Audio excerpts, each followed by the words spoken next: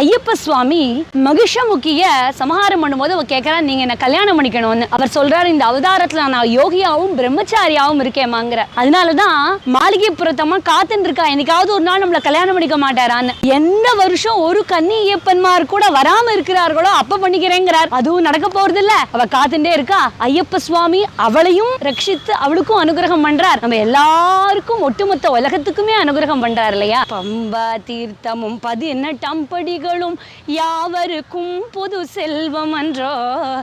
ஏனோ மனமே ஐயன் நாமத்தை நாவால் பாடிட தயங்கிடலாமோ.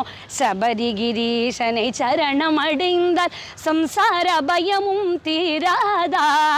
சுவாமிய சரணம் என்று கூவினால் ஜகமே மலர்ந்து ஆடாதா. மணிகண்ட நாமத்தை மனதில் நினைத்தால் மறுஜென்மம் இல்லாத வரம் கொடுப்பார். சனி புதன் வாரத்தில் சந்நிதி சென்று சரணமடைந்தவர் கருள்வாரே.